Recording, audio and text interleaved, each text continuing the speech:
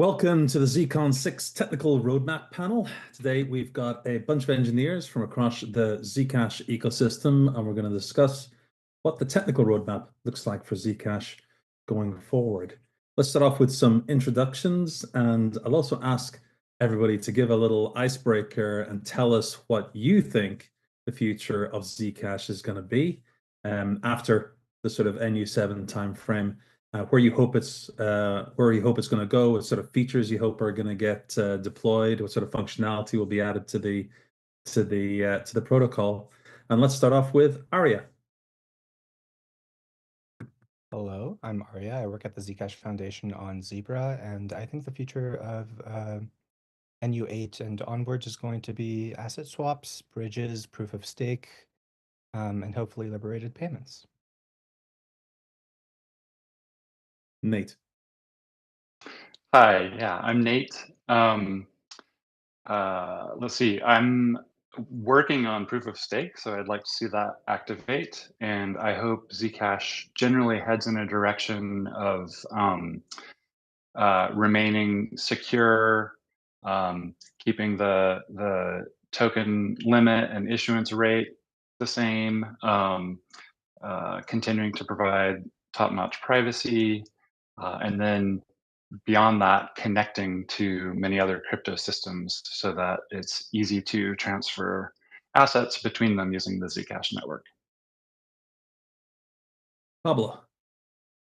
Hi, I'm Pablo from Cadiz. We are working on ZSA for a while now.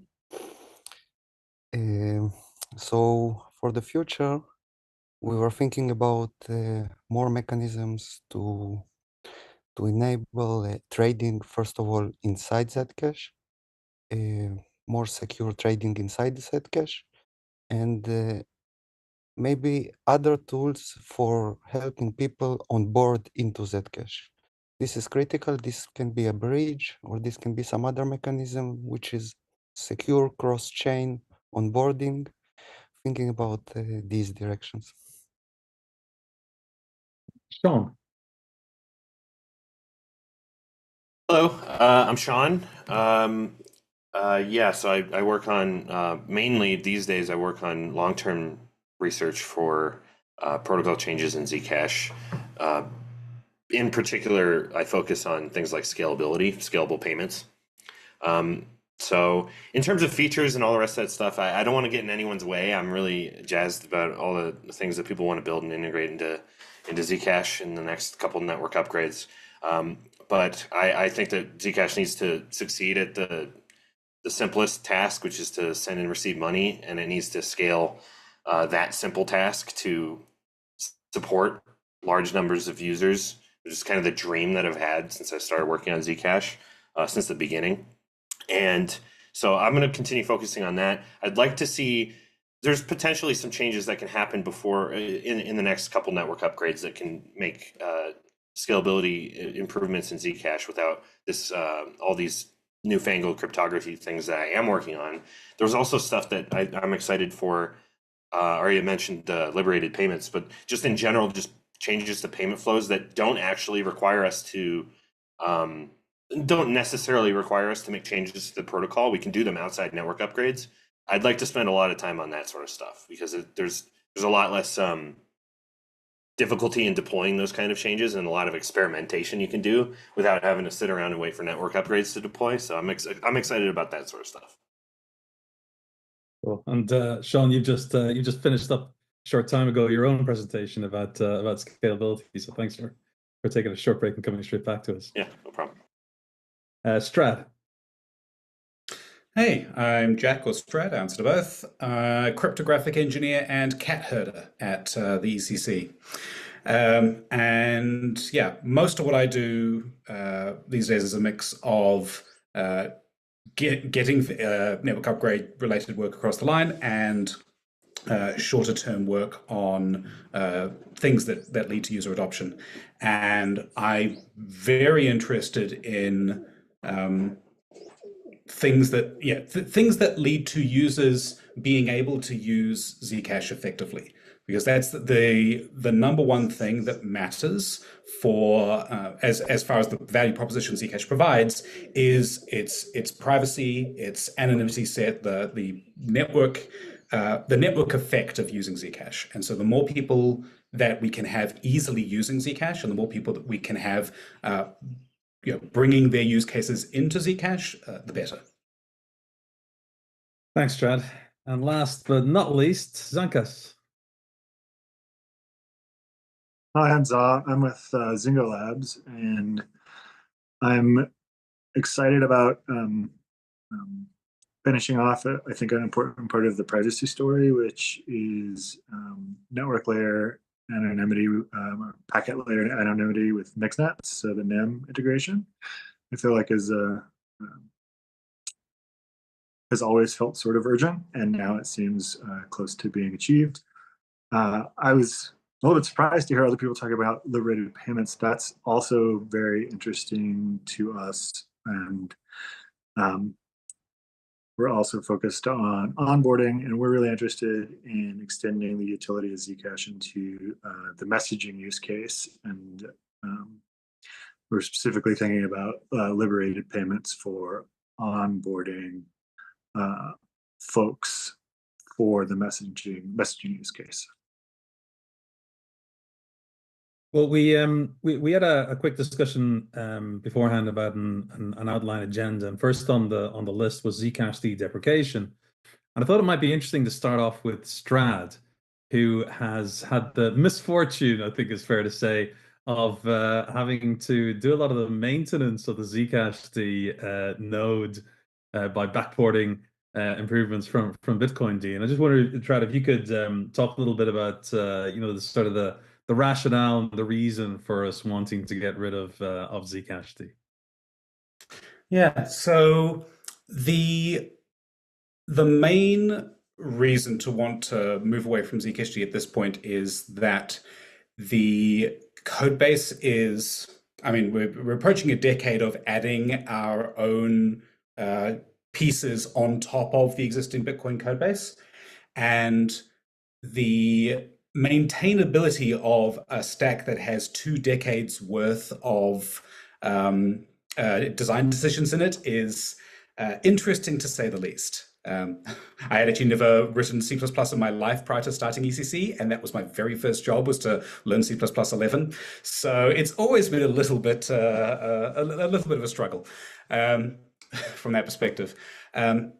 There's other reasons here which basically come into the part of the reason for starting with Bitcoin as a code base was that Bitcoin had a bunch of battle testing in the ecosystem, in the wider ecosystem, and was seen as a reasonable base to start building the privacy pieces on. But as time has gone on, and the way in which the Zcash network evolves, and the way that the Zcash community decides on deploying changes and things, it has diverged significantly from how the Bitcoin community evolved their network.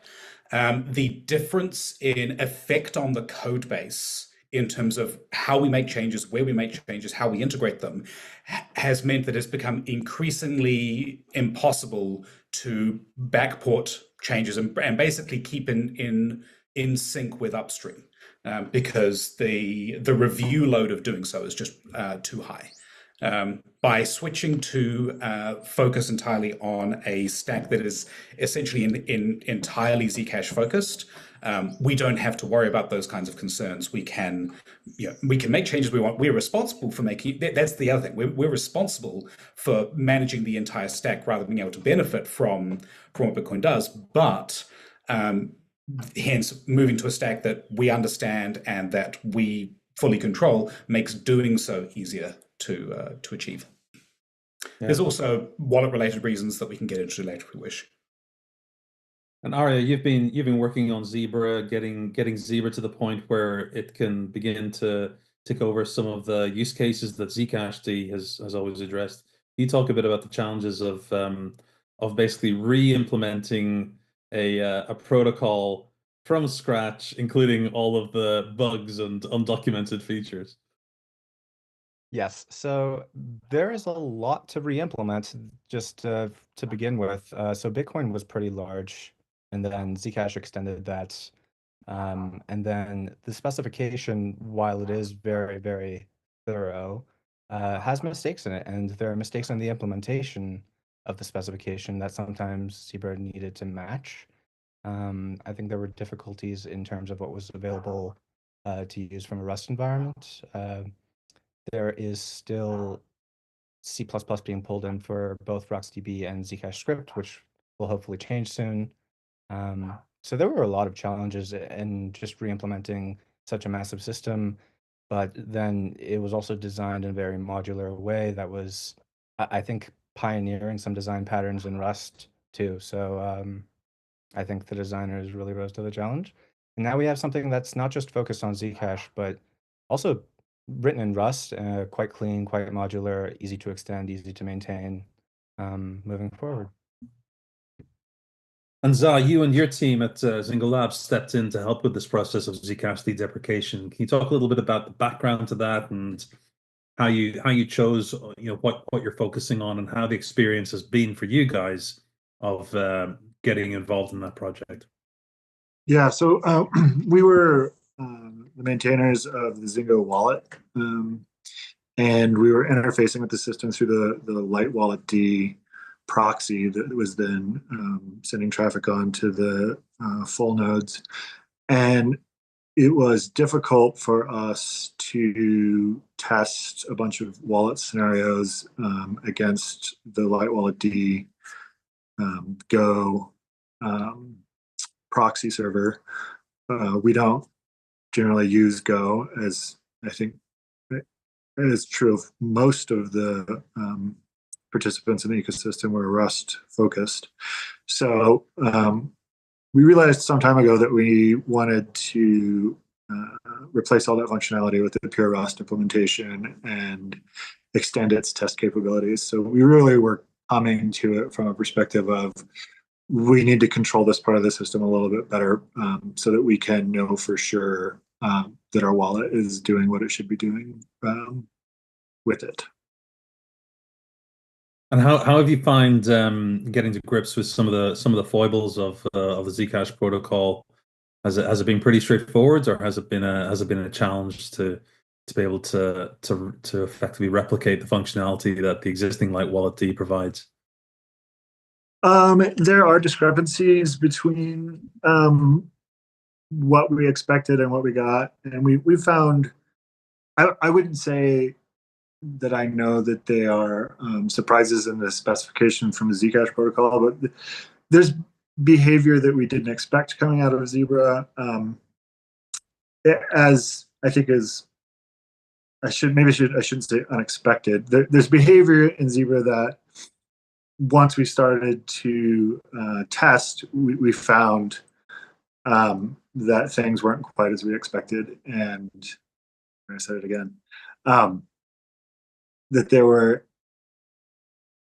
unpredicted behaviors in Zebra. And the reason I want to steer away from unexpected is because we actually did expect behaviors that were deviant. We just expected them to come out in our tests, and in fact, they have. So I think from our perspective, it sort of affirms that building out the test infrastructure to see what the thing is actually doing has been bearing some fruit. So we've got 3 organizations working on Zcash deprecation, replacing it with a new stack. We've got the Zale, the new CLI wallet that's under development at ECC.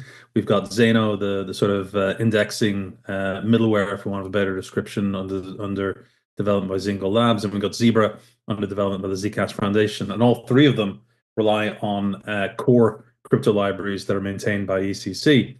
And the goal here is to move to a new stack that's easier and friendlier to build upon. And at this point, I'm going to turn to Pablo. I'm going to ask Pablo to talk about Kedit's experiences of working on ZSAs in the context of Zcash and what the experience has been developing on Zcash D versus developing with Zebra as a target, first of all. But then also I want to start talking a little bit about the challenges that we're starting to face in this sort of more decentralized context. Previously we had a single team, ECC, which maintains an entire stack. Now we have multiple teams working on different things, and sometimes two teams are working on the same code base and implementing different features at the same time. So Pablo, can you talk a little bit about your experiences with that? Sure. So indeed, we started this journey with ZSA.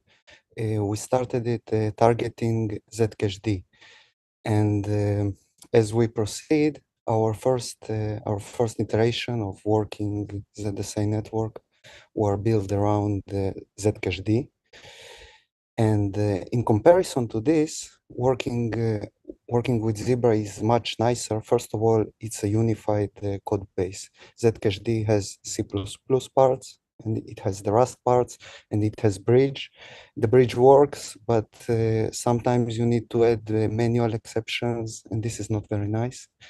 In this regard, we don't have C++ code anymore.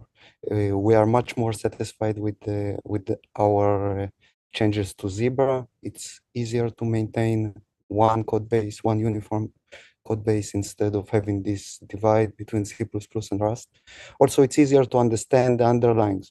Sometimes you look at Zcash D and you see legacy Bitcoin code from way back, and you're not sure how you should react to this. Like, is this actually being used or not? Or maybe sometimes.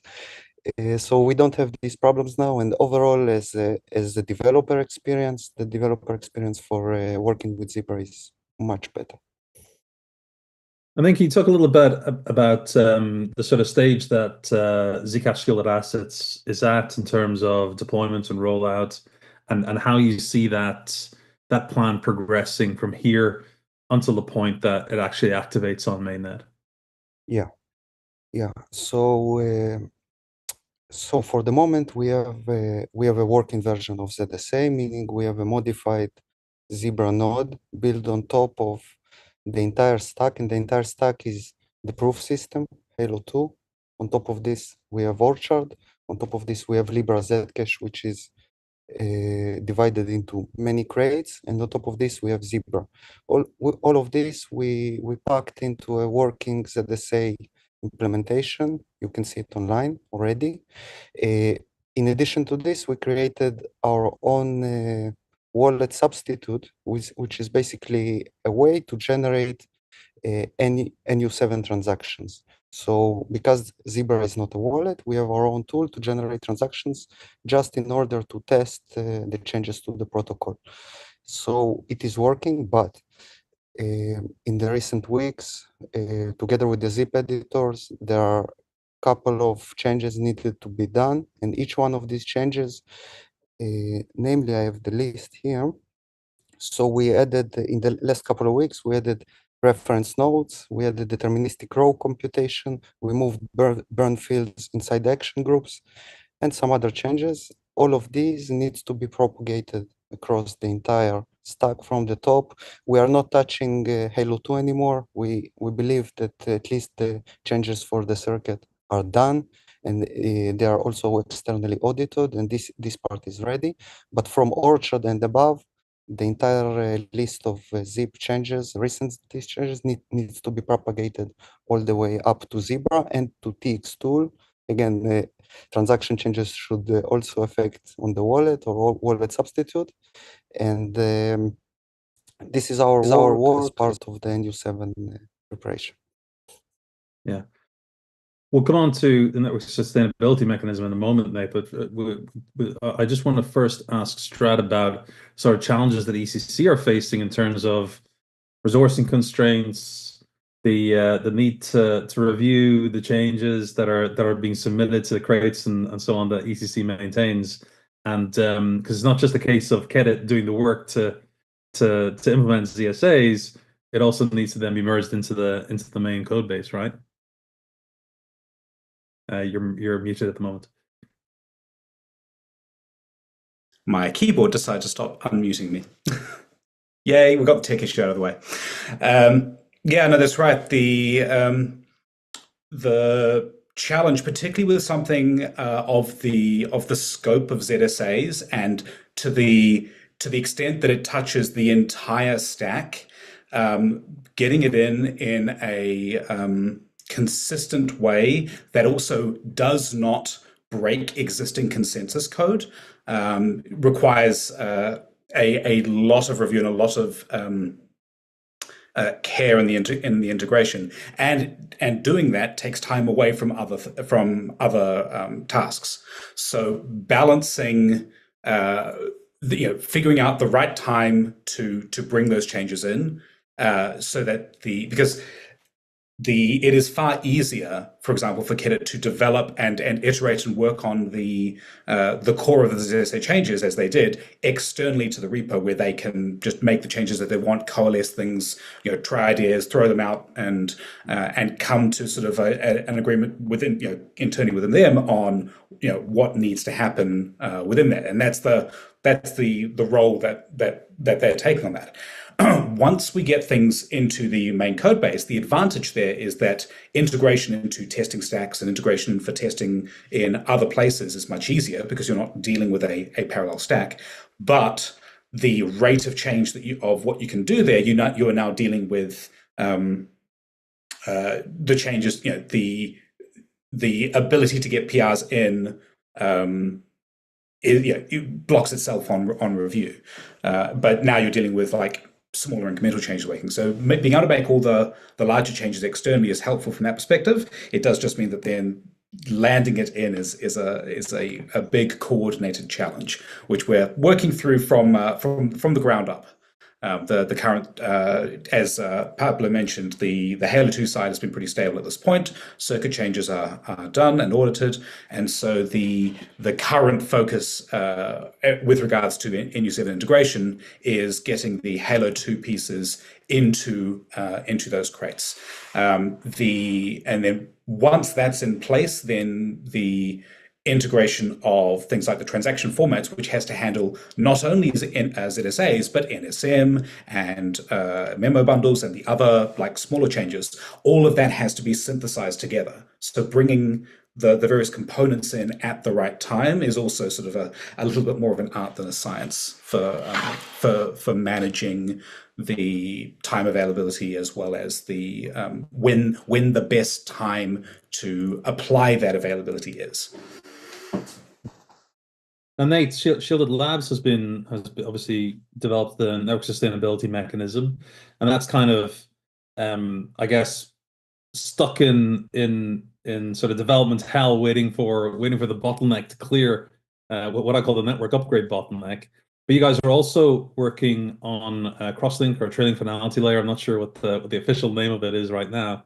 Can you talk a bit about where Shielded Labs sees the future of new features being developed by sort of third parties, and then trying to get them merged in, and how you see the role of an organization like Shielded Labs going forward? Yeah, let's see, two pieces there. So the first thing, I'm just kind of learning the process and what it's like interacting with these different code bases.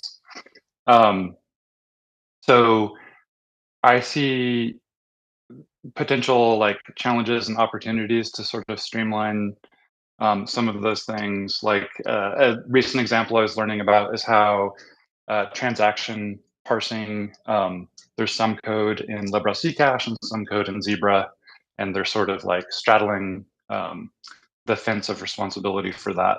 So it means a change like network sustainability mechanism, which relies on a transaction format change, needs to touch both code bases, and then there needs to be coordination, I guess, between 3 different organizations to make sure that that transaction change is like properly merged at the right time.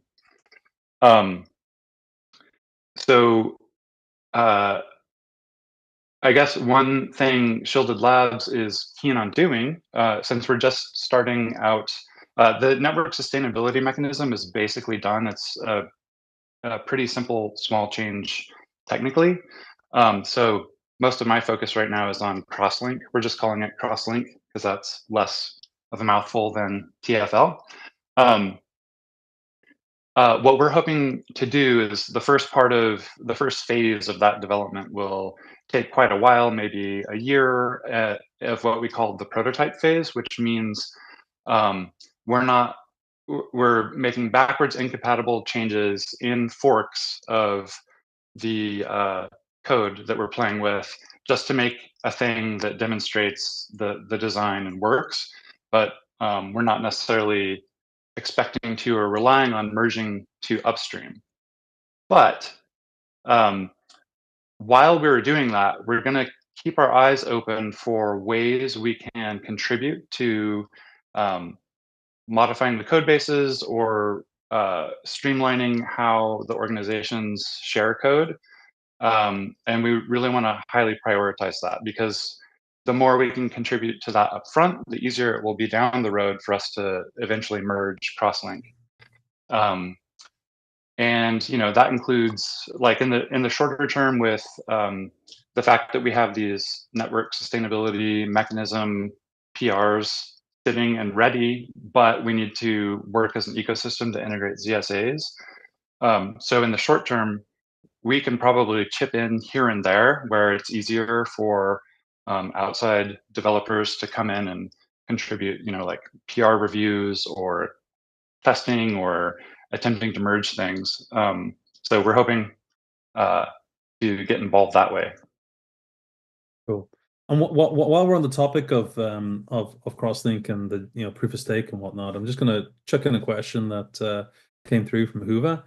Do you really think proof of stake will increase Zcash adoption? I would like you to share a little bit of your view on this, and let's get everybody's views on this, and we'll start off with Nate.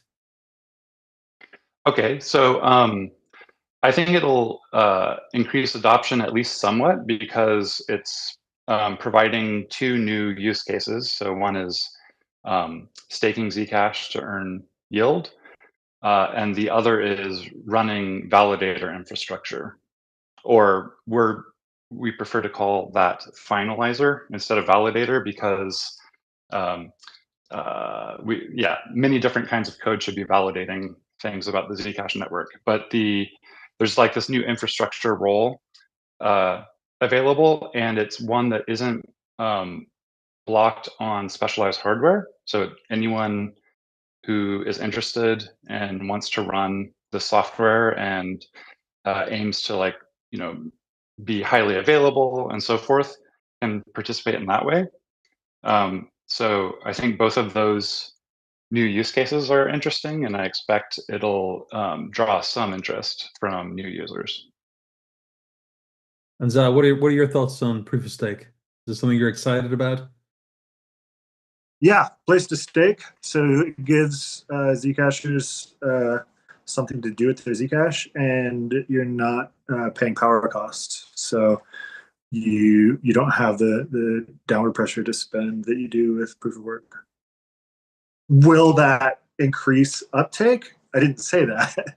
I said I'm excited about the potential. Yeah. Sean, what are your thoughts?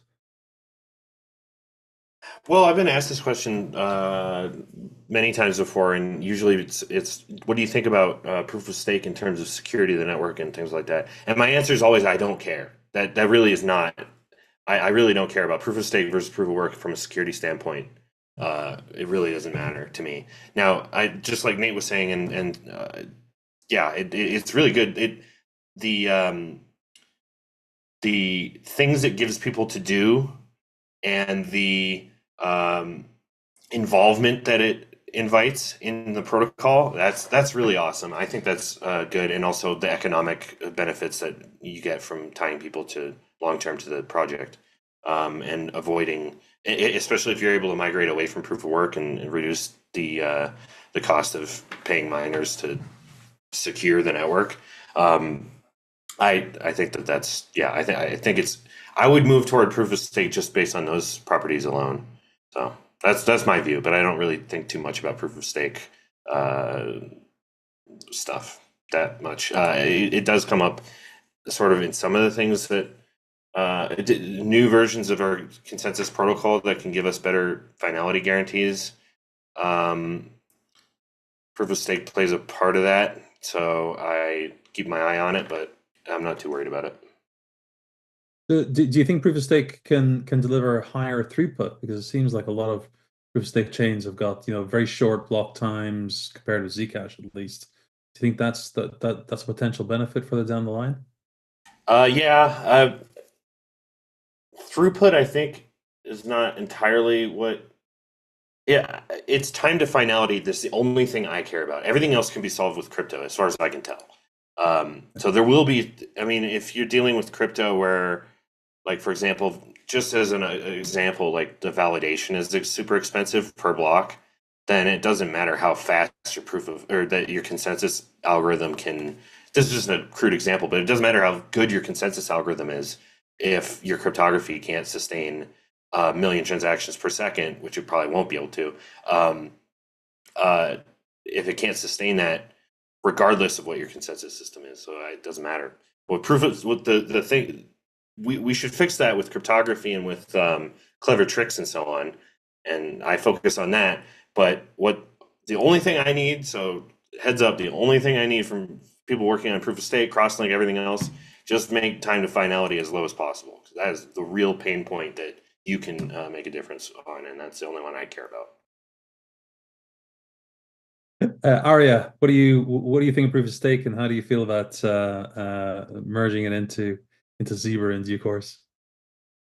Oh, I would be very excited to merge it in Zebra as soon as possible. I don't think it's going to affect adoption very much in the short term, though it depends on how it's implemented. So if it does affect throughput and latency, then it could increase adoption. But in the longer term, introducing finality, I think enables opportunities that will increase adoption.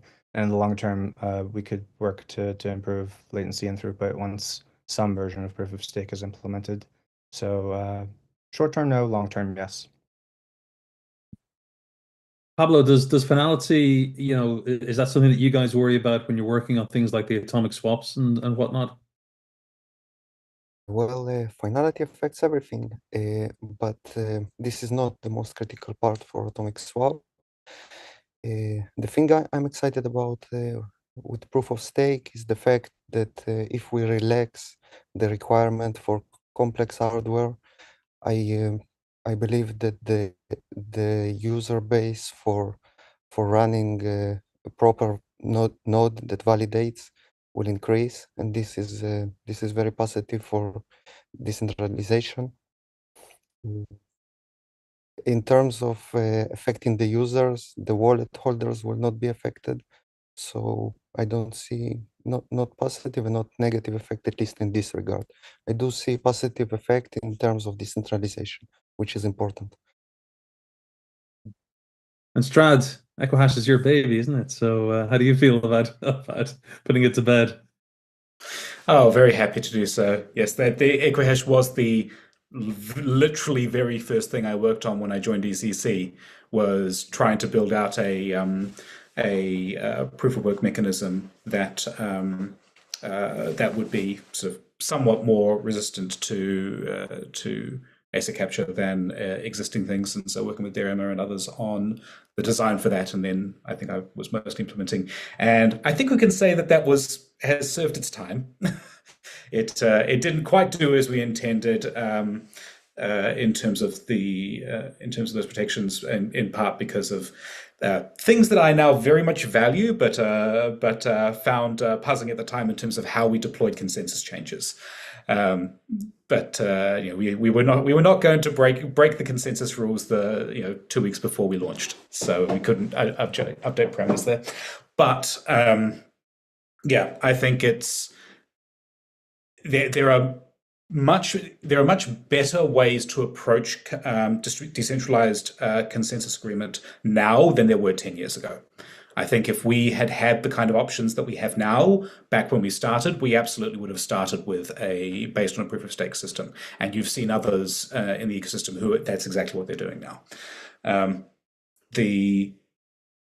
I think the finality argument is a strong one for wanting to do this, because the statistical finality you get from proof of work is just not good enough for many systems, unless you can basically be the biggest chain in the room, which really is Bitcoin. Everyone else is sort of has to either amass the same kind of mining power as they do, or do some kind of cross-chain commitment commitment and basically hang themselves off Bitcoin's proof of work to be able to do this, which some sidechains do. But I think if you're no matter what you do, that you don't get the hard finalities that you can get in a properly Byzantine system, and that just for the kinds of protocols that people want to build now, that's really becomes a requirement. Cool. Well, we talked a bit about Zcash deprecation. We talked a little bit about the sort of the first stage or vanilla ZSAs that are coming. We've touched on the network sustainability mechanism and on crosslink. I want to delve a little bit deeper now, Pablo, into the sort of future of ZSAs. So in the near term, we're going to be able to once ZSAs are deployed on mainnet, we're going to be able to issue assets just like or similar in nature to ERC20 tokens on Ethereum. But you guys have got bigger plans for as we already mentioned, atomic swaps. Can you talk a little bit about what the path to those features being available is, and for example, does it involve another network upgrade? Yeah. So indeed, we started work on the next thing in the ZSA progress line, and we were together with the ECC team. We were developing atomic swaps in a way that is basically most of the work is already there for the ZSA upgrade. Everything except one change is already there. The new transaction structure already supports action groups. Right now, for the upcoming network upgrade, we only allow one action group, basically a regular transaction, but the same transaction structure can include multiple action groups created by different users and combined together into one transaction. The components are already there. There is one thing that all of us needs to, first of all, conclude the design and then work on the security of this, is a change to authorization signature. Instead of signing the entire transaction, we propose to change it to sign just the action group in some variations, namely just for atomic swap. This piece needs to be finalized for the next network upgrade. For the upcoming network upgrade, except this change, everything for atomic swap is already there. On the side, in Kedit, we are working to, first of all, to demonstrate. So this is a protocol. We need, again, to propagate this through the entire stack and to create some tools, namely to match the transactions. So now we have the on-chain mechanism to settle, but we need to find these pieces of transaction and combine them together. This is a protocol happening off-chain. So we are creating a simplified version of the off-chain protocol to match the transactions. And in parallel, we're preparing modified Zebra version with atomic swap activated the way we see it now. This is happening on the side. But once again, the priority is first ZSA, vanilla ZSA, and only next atomic swap. Yeah, I've got to say I'm personally very excited about ZSAs because number one, it raises the possibility of bringing other assets from other chains onto Zcash, and finality plays a part in that because that makes it easier to build bridges between Zcash and other chains. But also longer term, the prospect of effectively turning the Zcash network into effectively a DEX that operates at layer one, I think is particularly exciting. And obviously, as Pablo mentioned, having the price discovery and counterparty discovery happening off chain is unavoidable, at least for the time being. But maybe at some point in the future, we'll look to make that part of the layer one protocol as well. But I wanted to throw it open, see if anybody else had thoughts in relation to ZSAs and whether they are going to be the game changer for Zcash that many of us hope hope they will be. I know Zai, you've talked in the past. You've said that you guys aren't hugely excited about ZSAs. I was wondering if you wanted to elucidate a little bit on that. The thing that really excited me about ZSAs a few months ago, or 6 months ago, last time I poked into the topic, was the DEX use case. And so then when a new DEX option came up with the near swaps, I wanted to revisit, what's the utility here? I'm pretty excited about ZSAs. I am not convinced that they are offering a compelling, as I said when the question was about cross-link and trailing finality, I think there's some exciting possibilities, but I'm not gonna say I think it's gonna be the game changer. And I do think that before there were other DEX options, I was sort of more excited about ZSAs. I'm still excited about ZSAs, and I don't think one DEX option is sufficient. I think the more the merrier. So I'm not all in, but I'm 51% in. Okay. So going forward, I want to kind of open it up and make it a little bit more freeform. So if people want to speak, stick your hand up and we can call on you. But what I'll do is I'll do a combination of exploring ideas that have been raised and delving deeper into various ideas and plucking out some of the questions that are coming in through the chat. Nate.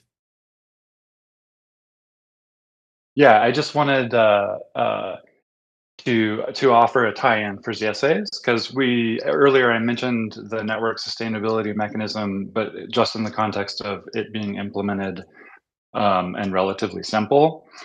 But I'm excited for its potential as being something that can complement any other features that might generate fees. So it just provides like a kind of a net to catch fees if we have new mechanisms with new types of fees. And so I'm excited about that helping Zcash itself capture value if as we build more functionality and integrate into more things, and especially if we have an on-chain DEX or things of this nature, it would be really cool if that feeds into the network sustaining itself. Are there any other features of functionality that you or any of the others think of that that could generate more fees, generate more usage? I guess there's this general positivity or feedback loop around more usage, more adoption, more fees, makes the network more sustainable. It feels like getting more people using Zcash and more frequently is has positive long-term effects. Arya. In terms of what makes ZSAs a game changer, I think it's almost a little embarrassing to say that you can't buy Zcash on a DEX right now. So changing that is going to be really, really useful. But it's also great to actually do something with Zcash other than just make payments. So the example, I believe, at 2 Zcons ago in Barcelona that was given during the ZSA presentation was prescriptions. That's a good use case. Trading other tokens on Zcash on the Zcash chain privately is a great use case that I think would garner a lot of interest. So I think it is going to be a game changer for multiple reasons.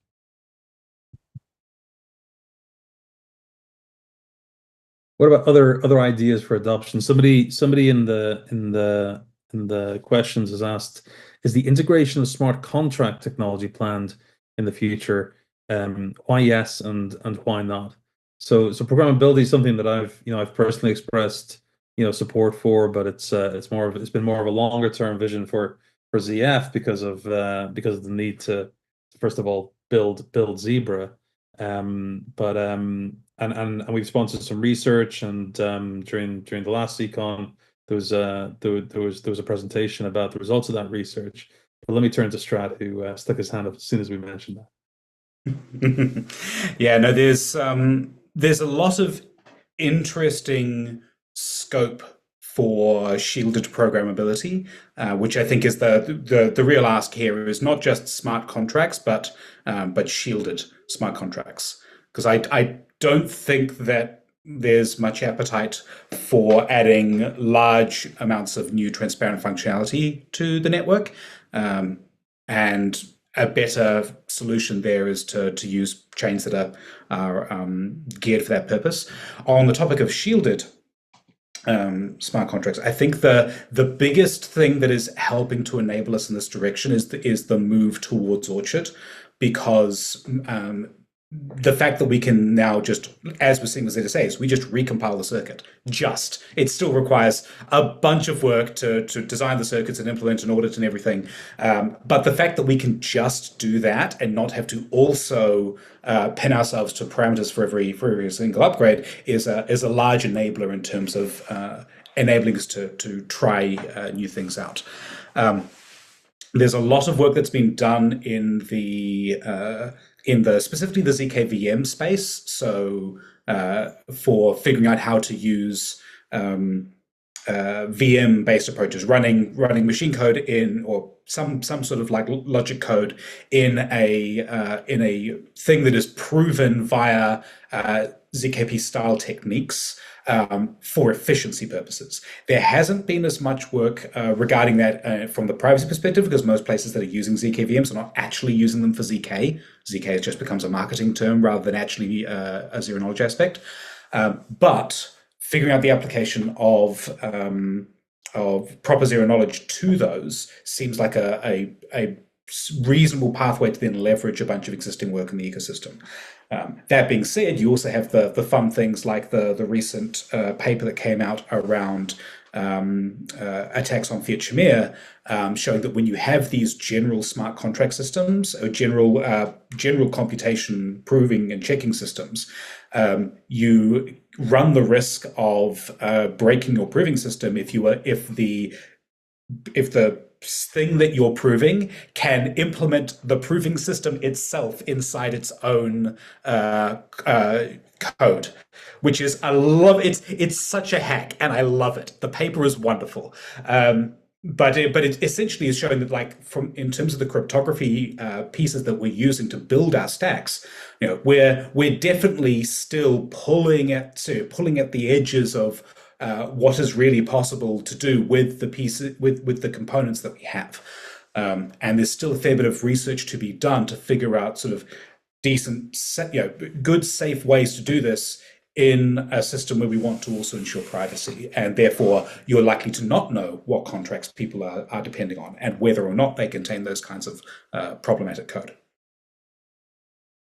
John, you I remember quite early on in Zcash's life, you came up with the concept of pay to verification key, which was I'm not going to say straightforward, but it was an implementable version of simple programmability for Zcash, but we never actually moved forward, with that. Can you talk a little bit about what the reasons for that were, and why, for example, now you're more interested in scalability than in looking at programmability?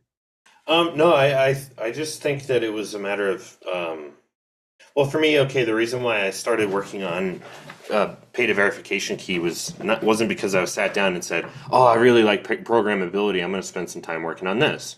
It was actually, I think at the time, we were doing some things with Grot 16, trusted setups and stuff, and we were trying to build new snarks based on Grot 16 that had a property called simulation extractability, and we were toying with different ways that you could get that technique. It was just unrelated to programmability. It's just like a silly little game with cryptography.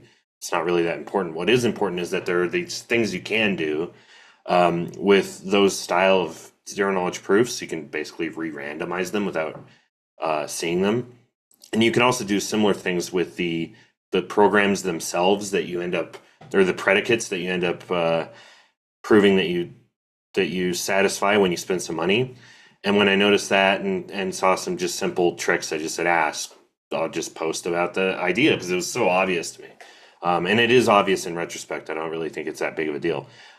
We can totally do things like that. Obviously, that the paid verification key thing, together with some of the other work that I did, and kind of, I guess, inspired Zexy, which that was cool, and that's been going places as well.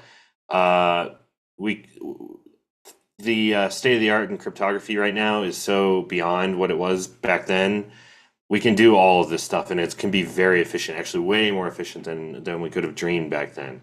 So maybe this whole discussion actually has me a little inspired to go back and think, ooh, have I learned anything in the last few years that I could revisit the programmability discussion and see if there is something really simple and really cheap that could be changed about the protocol that doesn't interfere with scalability, because that's important to me, but also. Yeah, I was about to say you said cheap, and by cheap you mean that it doesn't involve huge computation or taking up a lot of space on the blockchain.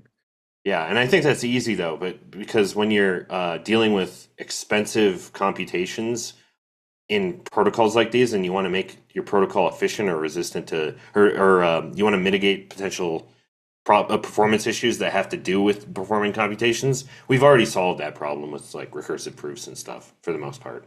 So I'm not even remotely worried. And if there's a problem in the protocol, a scaling problem that you can just outsource to somebody else, and they can create a proof that they did it right, then that solves your problem. It's just a matter of engineering it at that point. So yeah, that's my thoughts on programmability. Cool.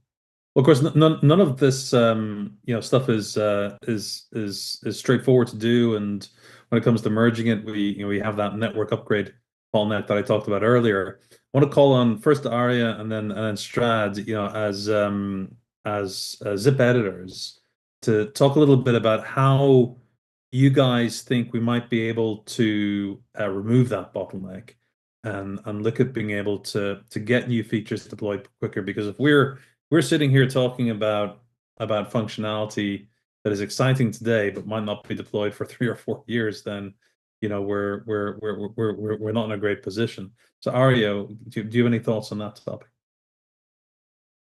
I think the best thing that we could do is increase the pace of zip editor meetings.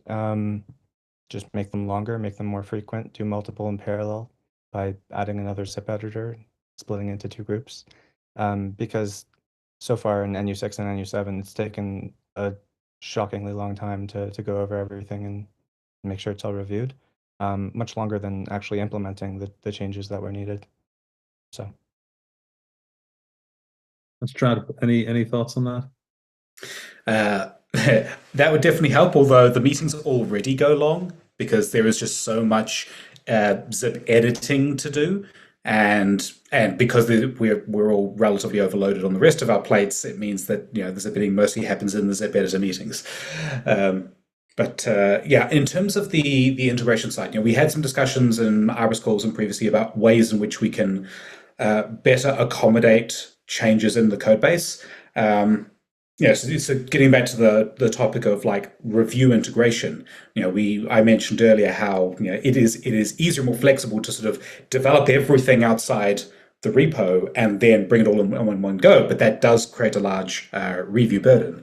The flip side currently is that if you're trying to do things incrementally within the repo, you as the person contributing changes have to be far more careful about how you make those changes, because you are potentially interfering with and having an effect on consensus code. And consensus breaks are just they're our equivalent of the Linux kernels. We must not break the user base. In our case, it's we must not break consensus. And so dealing with that is probably the main thing that I've been thinking about in terms of how to speed things up. And getting some practice in and getting some usage in with flag, conditional compilation and feature flagging things within the Rust ecosystem, done in the right way, which is the thing we're still sort of working out with this first big push of NU7 integration. I think will mean that we could potentially move to a model where changes that are being tried to be iterated on get merged earlier, but in a way that is completely segregated off from the rest of the code. Now, the main problem, like we've had actually that in place for a while, what we call a Z future flag, where we had the TCD stuff sort of hooked into various places. And generally what was happening there was we ended up in a situation where either we were paying a maintenance burden for maintaining this code that was still like, well, we may never use it, but it's there, or we would forget that it was there and be going off and do maintenance, and then, oh, it's now broken, we have to revisit it. But I would so there's pros and cons to both approaches there. But I think the entry approach, given the depth of our stack and the level to which it needs to go, I suspect the entry approach is going to become easier over time in terms of the way to do more incremental changes. We just need across everyone who's coordinating there, a consistent view and approach of how we manage that, and then who is at what times responsible for maintaining the things that are not currently part of consensus. You talked there about the sort of coordination challenge, and I want to throw this open to the group, but maybe I'm going to pick on Za first. How do you think we can improve how we coordinate development across the different teams that are involved in, for example, at the moment, building the replacement stack for Zcash D, in order to get things moving quicker and to be able to coalesce around specific deliverables for a future roadmap? Well, I guess I kind of want to have a baseline. Like, how do we know we're not at some kind of optimal velocity right now? So my first thought is if we had some kind of frame of reference that we could calibrate against.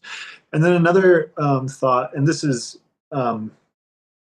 just generally my opinion, is that the more observables we have about the state of the system, the better we're going to be able to coordinate. The social layer stuff is sort of secondary to knowing what we're actually working on. So I'm a big fan of focusing on test frameworks, testing. I think testing will have knock-on effects that are increasing our velocity across teams. And Pablo, from Kedit's perspective, how do you think that as an ecosystem we can improve third parties like Kedit's ability to join, integrate into the ecosystem, and then be able to deliver new functionality into the core protocol? So from our experience, maybe we should include another step of high-level design, because when we started the ZSA work, some of the features that are expected to land weren't there, and they appeared much later at time. If we could have been able to see it in advance, stuff like memo bundles and other changes to the transaction structure, we could have adapted our implementation in advance instead of doing these iterations of fixing and then fixing again and again. Maybe we could benefit from a top-down approach for planning, not just one network upgrade ahead, but two network upgrades ahead would be beneficial, I think, to the entire ecosystem. Useful feedback, given that we're currently struggling a bit to figure out exactly what's going to be going into the next network upgrade, let alone two ahead. I'm gonna return to the questions coming in from the audience. And there's been a few questions about the integration partnership with NIM and how we think Zcash should tackle the network traffic privacy challenge, or TOR, for NIM enough. And do we consider the integration with them a necessary integration for transactions on the Zcash network? So Za, you've I think been the one who's been closest involved with NIM. Do you want to give us an overview of what's going on there and how you see that moving forward? Yeah, so the Zyno stack, the indexer proxy component that Zingo Labs is primarily responsible for, has on its roadmap, if we continue to get funding, plans to integrate NIM, which is a packet layer anonymizer, into the network across the different components, with the exception of between, I guess, do we call them finalizers now, between the validators that are consenting on the blockchain. But all of the ingress and egress we plan to run over the NIM network, and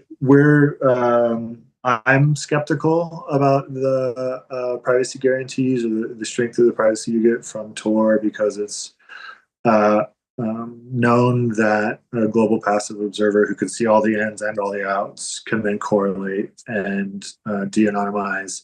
And it's known that the NSA monitors the whole network. So I think a packet layer anonymizer, yeah, I could talk a little bit about what that means, but I think a packet layer anonymizer is necessary for Zcash to fulfill its privacy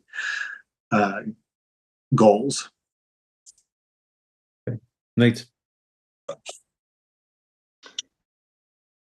Yeah, I just wanted to call out, Zaw, you mentioned not integrating NIM with finalizers, but one reason I like proof of stake, there's a bunch of different trade-offs with different technologies, but in terms of proof of stake versus proof of work, proof of stake is really interesting to me because it doesn't require a lot of resources. So if it's possible to run proof of stake infrastructure with network privacy, it makes it much harder for people to use force or coercion to shut down the network. Or if you imagine there's a jurisdiction that outlaws doing that, it's feasible for whoever is in that jurisdiction to migrate out of the jurisdiction without much difficulty in migrating their infrastructure. So I think that's a powerful intersection. So I just wanted to call that out. Right.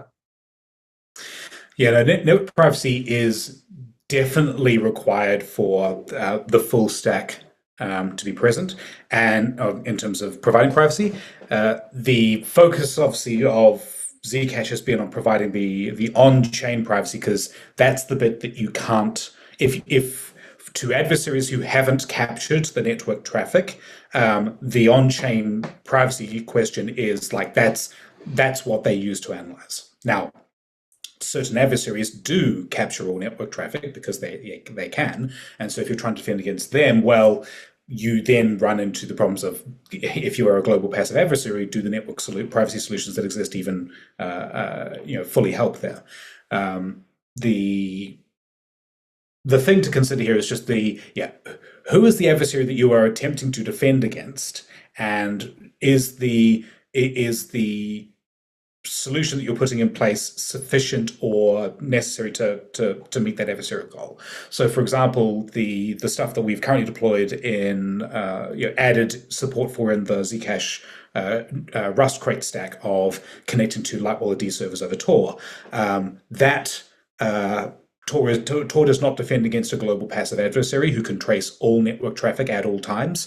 So it doesn't help there, but it does help significantly against defending against, for example, malicious Lightwallet operators or people who are able to sniff their network traffic. So it's still helpful to bring those in, even if they don't serve all of the network privacy goals that we have. And I want to give a shout out to ZCG here, because the funding that led to Tor being able to build ARTI is the reason that we now have like ToolSport in the Rust crates, because there weren't options to be able to bundle that kind of thing before. So I'm very glad to see that being a thing we can use now. Just getting it through the Rusts and the Swift and Kotlin stacks is a challenge, but we're getting there. And I'm very excited to see NIM get to that position within things as well. So then for the things that it works best at, which, in terms of involving padding traffic and involving the things where it is better suited than Tor for defending against, we will then be able to put traffic over those where it makes sense. And Zal, with NIM and this general topic of network level privacy, do you think that at some point, and obviously this is at some point in the future rather than anytime soon, I think, but do you think we should be thinking about doing a tighter integration between Zcash nodes, Zebra sort of thing, and a network privacy solution? Or do you think it's sufficient to rely on a separate solution like NIM?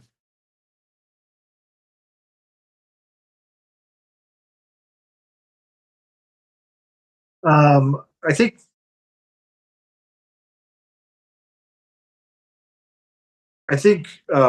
partnering with the other communities in the privacy space has benefits that have their own benefits versus taking on that task ourselves.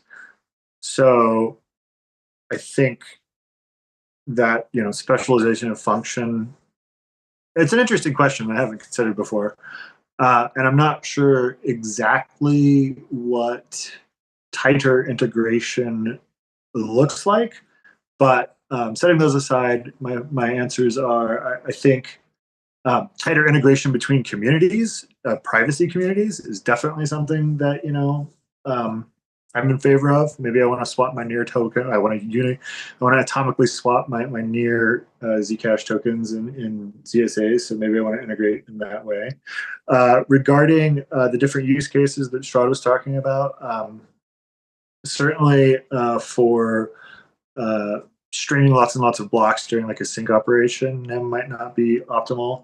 And also, just to pop all the way back to Nathan, regarding the traffic between the finalizers, that is something that maybe we could eventually run over NIM. It's just not something that Zynga Labs has currently gotten into its bailiwick, because the finalizer to finalizer traffic isn't something that we needed to take responsibility for our first mandate of replacing the sort of the interface from outside of the core consensus nodes to the consensus nodes themselves, right? Because we came from this wallet perspective. So we're not opposed to traffic between consensus nodes being private. We just haven't come from that direction. So I think that is at least an attempt to answer all of the concerns I heard.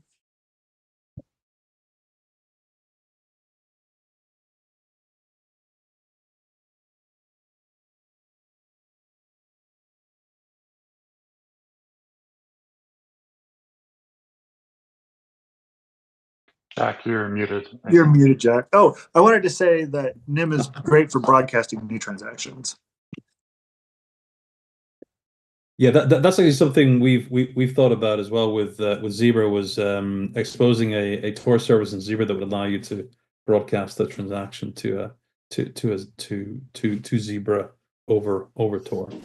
But I want to go back to the questions coming in from the audience, and here's an interesting one. Syncing sucks no matter what name we put on it. How can we get rid of it from the user's perspective? I've seen lots of thumbs up and positivity, but is it practical to get rid of syncing? So, go ahead. Yeah, sorry, I didn't see your hand. Oh no, I'll let Sean go first, because I have thoughts here as well. But yeah, no, so this was just I don't know, that question sort of piqued my interest, because I just did a talk where I kind of talked about this. quite a bit. It's like a theme of what I was talking about. Syncing, yeah, syncing does suck. And so I'm hoping that wallets themselves don't have to do that anymore. To be clear, we should be able to have the same privacy guarantees in our system while letting someone else do the syncing process for us, just without giving up any of our private information to that syncing service. I mean, you're going to have to finance the service somehow or incentivize it or whatever. I don't see any way around that because the syncing process is expensive. But the fact that we can even go for this model is awesome, because in the past this wasn't something that we could really consider doing in the past because privacy implications, like I mentioned, but also the cryptography for preserving privacy, like fully homomorphic encryption, all this stuff that we would normally reach for, still hasn't really become practical for our uses anyway. And so in my talk, I talked a lot about scalability improvements in Zcash, and it turns out there are ways that we can change the protocol where we can go, oh, this is a problem, that's a problem, that's a problem, on the side of the validators or on the side of the users. Let's move it so that it becomes a problem of someone on the syncing side. So instead of applying all of our crypto tricks and magic on the side of the validators or on the side of the users, we apply it to solving the privacy problem, to outsourcing all the effort and that goes into, for example, syncing or proving that transactions are valid or whatever, that we can outsource that to other entities and to make our lives a lot easier. And I think that might be a better approach to, or at least it will open up new avenues or new like right now we've sort of hit a brick wall trying to solve these problems with cryptography. We need some new ideas and approaches, basically. So my dream's a future where syncing's done for you and your wallet doesn't have to do it. Your wallet doesn't have to be online all the time. You open your wallet up and it's kind of like when you open a banking app, you get your ledger information from the bank, and they do all the hard work in the background to get you a balance and show you your transaction log. And so the problem, of course, is that they have the keys to your account, really. And they also, the other problem, the more important one, is that they also know everything that is happening on your account. And so I wouldn't mind a model personally. I think it's totally a reasonable, it's a reasonable model where you choose your service, but you keep your keys and you keep your privacy. So that's sort of where that's my headspace on that. Right. Yeah, the thing with regards to syncing is fundamentally what we are trying to achieve with the syncing process is anonymity via a broadcast channel. What you want is fundamentally to see everything, and then you know how to pick out the bits of the network that are for you. In other systems that don't use essentially broadcast anonymity, you get much weaker privacy guarantees to the extent that any that are claimed generally collapse under scrutiny. And so the downside to that is you need to see everything, which doesn't scale. The approach that some have suggested in the past, and that I and others have strongly pushed against, is just providing your viewing key to a central service. Now, if that service is a service you run, that's perfectly fine, and that's actually something I'm very excited about with the Zcash deprecation. The resulting stack, it would not be that hard to massage it in a way where you can then run your own Zebra node and essentially full wallet service on your home server or something. Like if you have a Synology or a QNAS, you could install an app that does all that and runs it for you on your home network, and then via Tailscale or something, your phone is then communicating back to that and relying on it. So essentially serving that service without any need for any new changes to cryptography, because you're giving your viewing key to someone you trust, yourself. If you want to get to the point where you're doing the equivalent of something like that to someone that you don't trust with your privacy, that's where I haven't seen Sean's talk, but I'm interested to go and see the things he came up with and was presenting there. Ideas that I am aware of are things like fuzzy message detection and ideas along that route, which are basically attempts to give you like they leak some amount of information to the server doing detection. They learn that you are within this particular subset of the network rather than specifically what transactions are yours, but they do still learn some amount of information. And so if the holy grail is is a technique that lets them essentially do the exact same pick things out as they're going process, but where they don't learn that any particular like pick out actually updated the state that they're sending to you. And if there's ideas around ways to do that aren't that don't rely as heavily on homomorphic encryption things, then I'm very excited to hear those. Have you looked at oblivious message retrieval as well? Yes, the OMR stuff is very interesting, but also a bit tricky. Like oblivious message retrieval and sort of the general schemes of private information retrieval are very commonly used in private, enterprise and in commercial businesses. Like pretty certain that Apple and Google both use them in various cases. And the premise there for those who aren't aware is that the server has a database and the client has a query, and the server shouldn't learn what the client's query is, and the client, in some cases, the client shouldn't learn what the database is. We don't care about that in this case. The main problem we have is that the database is always changing and always updating. Most of these deployments of OMR or private information retrieval schemes rely on the ability to do a bunch of pre-computations and on the state of the database to then run the operations with. And for an ongoing chain, that becomes very costly to do and hard to keep up. There have been some interesting PR and OMR schemes in the last couple of years, though, that in terms of improvements to efficiency or different ways to sort of like split up how things are done, such that one place that I am interested to use this is to see if we can use it in nullify detection for spend detection. So it's the other way you could take this syncing discussion, is splitting up the things you care about syncing and applying specific technologies to make those more private and efficient. You could definitely talk with Sean then about that. Yeah, you should check the talk out. Aria. So I think it would be really nice to just host the service on your own computer and access it by Tailscale. But if you want a paid service, you could just deploy the same thing to AWS or Google Cloud. And it would provide a much better user experience than what we have currently with wallets. With the downside that then AWS is able to see all your transactions. So if you're willing to pay that cost, if you're willing for whoever is hosting that service to, one of their engineers can go in and have a look, or anyone who's potentially who is running on the same server host, because you're just one VM of many, anyone who, using like cross VM speculation attacks, of which there are many, and that's a fertile ground for information research. If you're willing to operate in that environment, then yeah, that's probably better than paying for someone who advertises themselves specifically for this service, who could then just be collecting viewing keys. Because once you've given out the viewing key, you can't revoke that capability. What's that phrase? There are no solutions, there are only trade-offs. Aria. You could do it with only part of your funds and take the same sort of risk you take when you put cash in your wallet and walk out the door. And you might lose that money. You could lose that money to AWS as well, but as long as it's just what you need when you're walking out the door, then it should be okay.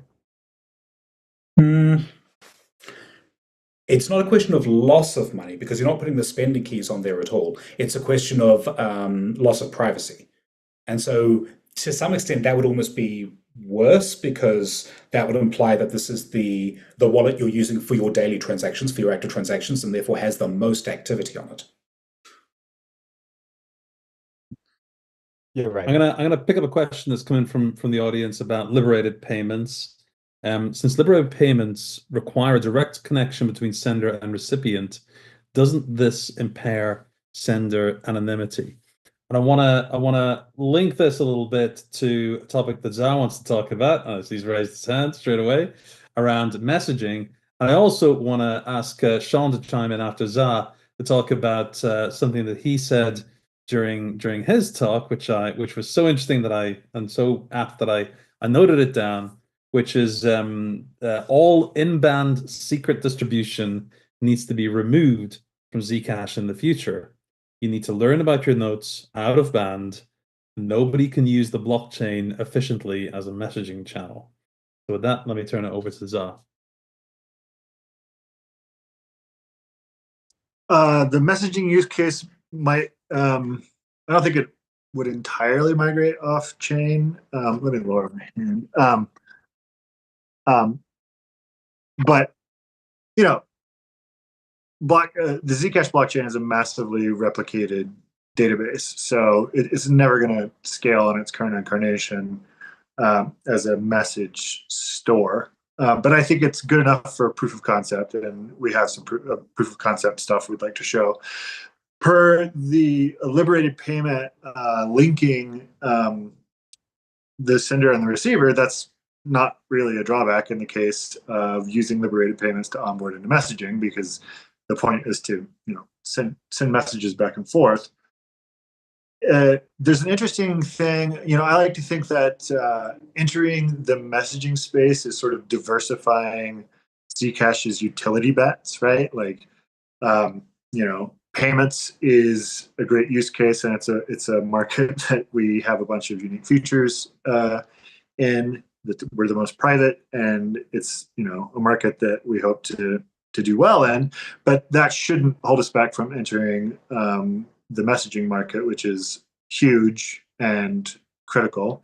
And an interesting kind of thing that I'm seeing in this moment is that the liberated payments mechanism is one, like a first example, hopefully of many, of sort of bootstrapping activity across those two. If you want to split the use cases into these two different sectors and say that payments is one thing and messaging is another thing, but of course there's crosstalk all the way, and the liberated payment is an example of this thing that has utility in both spaces. So I think, and for the case of messaging, per the original question, the fact that it's binding sender and receiver is a feature, not a bug. Yeah, my own view on messaging and sort of integration with Zcash is that if I send somebody a Signal message or even a WhatsApp message, I've got a pretty high degree of confidence that the person at the other end is the person who I want to receive that message. And thanks to Signal and end-to-end encryption, I've got a fair degree of confidence that it's not going to be read by anybody else. So for me, the natural progression as applied to Zcash and scalability is, well, why not use those sorts of channels for transmitting note information to the recipient of a payment. Nate, you put your hand up and down a couple of times. Come on, come out with it. Let's hear it. Well, I feel like you and Za both hit on it, but it is really powerful for a different use case where you already are connected to someone in a totally different protocol or system. You already have that connection, and now can we enable payments over that of Zcash? I think that's really powerful, because there might be, people are using all kinds of different systems, and if the payments can be going over those systems, it could be better for scalability, and it can be better for privacy for people who are already connected. So it might not be better for, I'm going to buy something from a darknet market and I, go to the website and I'm using it that way. I'm not sure it helps as much with that, although it might still help with scalability for that kind of use case. So I thought the question was focused on a particular kind of use case that I see as like a subset of what Zcash can do. Sean, do you have anything to? No, yeah, no. Nate said mostly exactly what I was going to say, which is that the question sort of asks, like, so since liberated payments require a connection between the sender and the recipient, doesn't that make it so that sender isn't anonymous? I forget what the question was, something like that. Nate already said pretty much what I was going to say. The whole point of liberated payments is that you reach for them because you already have a connection to the recipient. So whatever it is that your anonymity or lack thereof with the recipient, that's what you fall back to. Liberated payments doesn't change that at all. It's just a yeah. There are other, if for example you need to be able to have anonymous communication with your recipient, there are other ways to do that. There are other payment flows that potentially don't involve liberated payments, or that might be more efficient, or whatever. There's other payment flows that can establish that anonymity potentially. Right. Yeah, and to build on that, the purpose of a payments network is to essentially mirror some kind of social graph in terms of and mirror that in financial flows. So if you already have a social graph to leverage, being able to route the payments directly along those edges of the social graph means that you don't even need to worry about someone who is trying to analyze the on-chain behavior, because the actions aren't on-chain. If you can avoid that, and this ties back into the making syncing better as well, because if the sender of a transaction has given you the transaction directly, you don't need to scan for it. You know it. And there's tricks we can do in terms of for the recovery from seed case to make recovering state better, mostly centered around either while we have on-chain storage, storing stuff on chain, or just more resilient backups of in your own personal backup cases.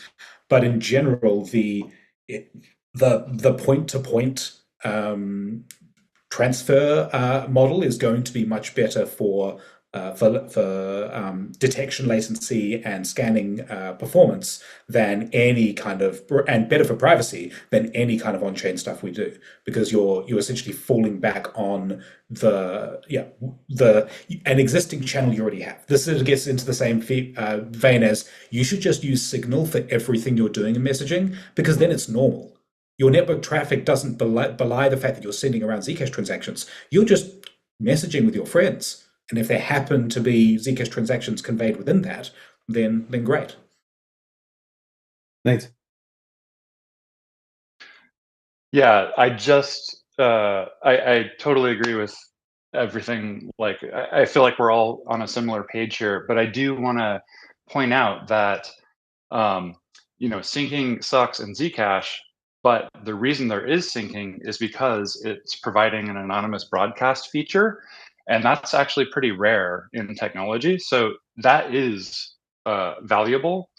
And I think, we should be thinking about ways when we're talking about, like liberated payments and scalability, there's still potentially a lot of value in anonymous broadcast. So maybe there's still a system that can provide that. Maybe it's not a Zcash system, or maybe it's a Zcash system. Either way, it could be integrated with Zcash, because that does address certain use cases, and it's pretty elegant for those use cases. Cool. Yeah. Well, we're very close to time now, so I wanna wrap it up with a kind of a final sort of 30-second response from everybody to this question. We're going to do it in reverse alphabetical order, so we'll start with you, Za. If you were appointed the benevolent dictator of the Zcash ecosystem, and you could persuade or instruct or order every organization in the Zcash ecosystem to work on a single sort of deliverable or project or what have you, and assuming that ZSAs, with those ZSAs and the NSM have been delivered and whatnot, and assuming that the funding was all sorted, what deliverable or project or feature or protocol level functionality what problem would you want us to solve and focus on? Za. I definitely don't think there would be one problem that I would advocate for everyone to focus on. I think that reality can be a snarly, surprising thing, and I think I would dictate that we should diversify our bets and have multiple threads of R&D and innovation going on, so that some of them can fail and hopefully some of them will succeed. So I would say I would put all my money on diversifying into more than one thing. Basically, what we're doing at the moment. Yeah. Strad. Get rid of the transparent pool. Short and sweet and to the point. Sean. Well, I was going to say what Zaw said, but then Strad mentioned the transparent pool, and I remembered how much I hate that thing too. So I don't know. Yeah, I think that it's awesome that people are working on a ton of things in Zcash right now that I don't really even care about myself. Like, I don't really care about ZSAs that much, but a lot of other people do, and that's awesome. And it gives them something to work on, and it's involved with Zcash. And I will admit there are very compelling use cases for it, and it's I've been convinced of that, but I'm not passionate about it. I would not want everyone focused on a single problem. But to get to the spirit of the question, which is mainly not should everybody work on the same problem, it's mostly like, what problem do you think maybe to get the spirit of the question, you're asking like, what's something that we're not working hard enough on, one particular thing maybe we could put more resources into. Let me think for a sec.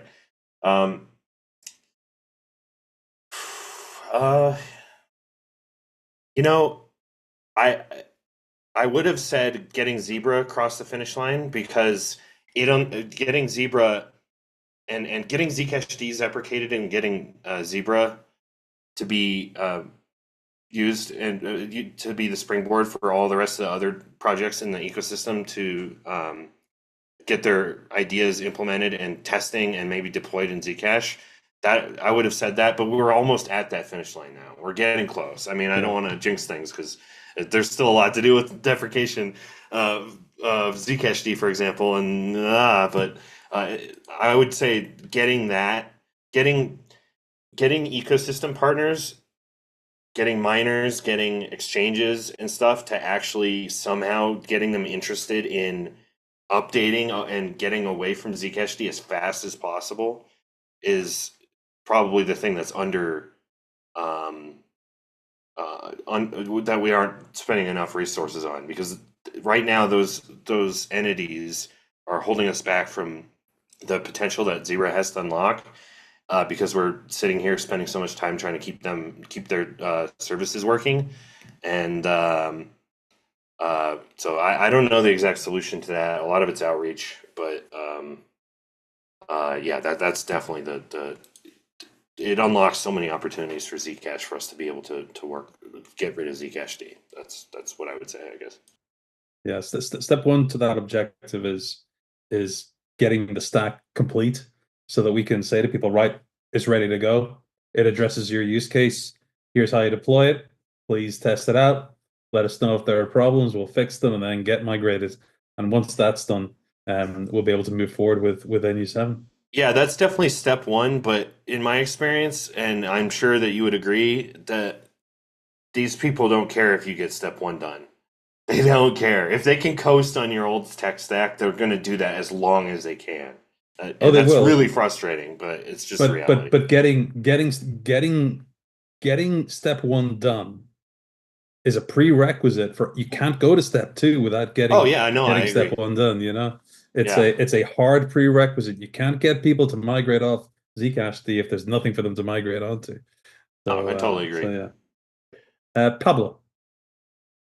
So if I had to choose just one thing, I would go with the user experience.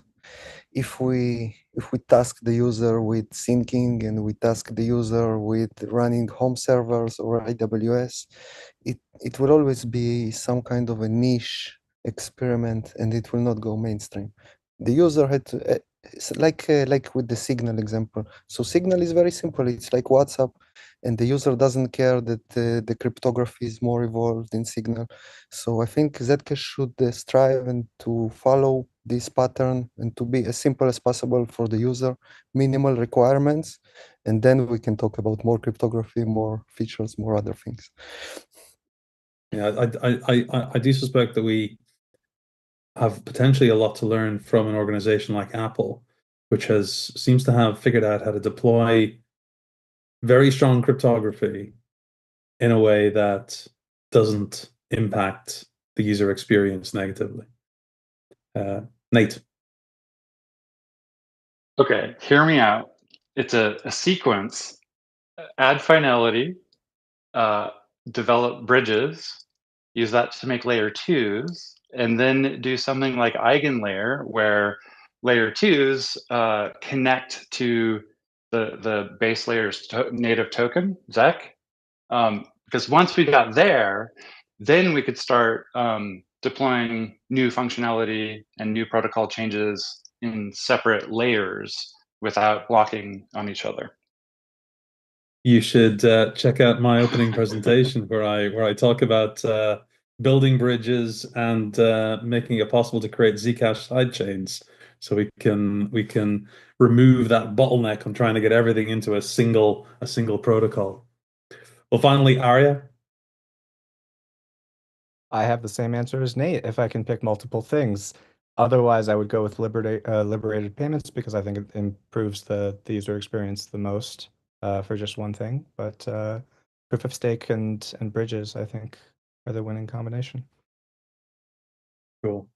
Well, we've been talking for over an hour and a half, and I feel like we could keep on going for another hour and a half quite easily if people didn't have to take bio breaks. But if you're watching this and you're interested in these sorts of discussions, then I would encourage you to point your browser at zcasharborist.org and get those arborist calls into your calendar. That's where the core teams come together to discuss changes to the protocol, coordinate network upgrades and stuff like that. And that's the regular place where these sorts of conversations take place every couple of weeks. And all of those calls are recorded and uploaded to YouTube, so you can go back and watch the history of them all. But for now, I'd like to thank all of the panel participants for setting aside such a big chunk of time out of their day, and we'll leave it there. I think next up on the agenda for Zcon is a presentation from ChainSafe. But for now, we'll say good night, good afternoon, good evening, wherever you are, and thank you all.